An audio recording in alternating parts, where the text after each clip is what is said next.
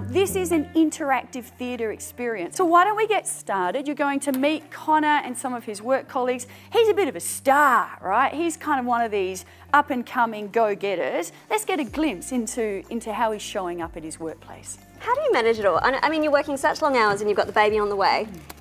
I've called James. The table's arriving the day before. I've got a safety audit in my drafts just here, ready to send off at about 4 o'clock. His performance at work is starting to decline. And all of his colleagues, of course, they have an opinion, don't they, about what might be contributing to his decline. But the rest of the headlines, each of them is going to tell you something about Connor, or at least about what they think about Connor and what's happening to him. Bing bong. Attention all staff in the events department. Cases of unsolicited winking will be taken extremely seriously. Looking at Connor, you think he's neat. He was my star, his work always complete. Okay, so here's what I want you to do. You've got a couple of minutes to chat with the person next to you. So, tell me what you know. So facts and stories, call it out and tell me where you want me to write it. The fact is that if you were videoing it, you could see that his foot would go down like this in the car from time to time. Do you see? I know I'm sounding like a lawyer, I am one. So our danger is not necessarily in creating stories. Our danger is in what we do with those stories once we've created them. Is what? How are we going to find out what's really factual and what's just made up? What would be the best thing for us to do? Have a meeting with Connor? Yeah, that's right. Go and have a chat with Connor. Now, you are so fortunate today, because remember, Connor's taken a truth serum. What do you want to ask Connor? How are you finding your current workload? It's fine. I've been able to keep up with it so far. I don't think the workload's the issue. I just feel like I'm putting in all the same effort. I'm just not getting the same results, and I don't even know why. Karen does decide that she probably does need to have a one-on-one conversation with Connor. I have noticed you're still struggling.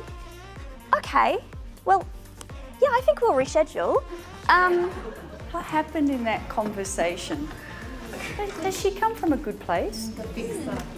What happened for you towards the end of that conversation? I mean, we have check-ins quite regularly, so we just, you know, breeze in, breeze out, and that's quite normal for us. But yeah, I really wasn't expecting that. She can't do anything about this conversation. It is done. I'm going to call it a repair conversation. So this is where she needs, because she hasn't been trained, she hasn't done the course, so we're going to give her like a crash course in how to communicate better with Connor.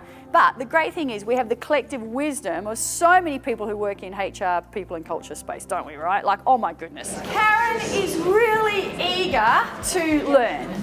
I think starting with a sorry, you know, that didn't go as well as I thought. Look, I wanted to talk to you about what happened earlier. Sorry about that. No, I'd actually like to apologise to you. I'm not succeeding the same. I'm not getting the same not at all. He now has a diagnosis. I can't even lift up my son too many times a day now without hurting myself. And I just don't know how I'm supposed to get ahead at work. And as I listen to him, the lawyer steps in and goes, okay, well, that's clearly a disability under the Disability Discrimination Act. Well, disability is defined very broadly to mean intellectual, physical and psychological. And the bigger question is this: do we as an organisation value people who have a disability? And Connor is now operating at a 7 out of 10.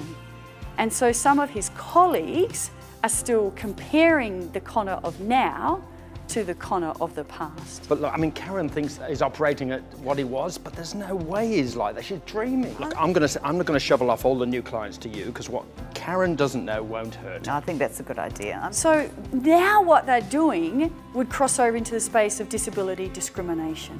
So discrimination is when you treat someone less favourably than another person in the same or similar circumstances because of, and there's a whole range of protected categories, all the information's in your booklet, but in this situation it's because of disability.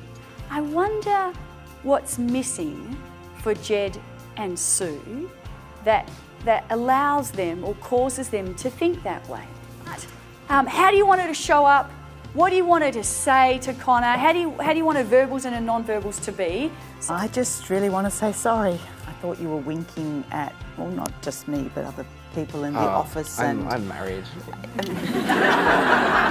We want to create workplaces where people feel safe enough to actually have those conversations, feel like they're going to be supported, and that the workplace is then going to work with them around it.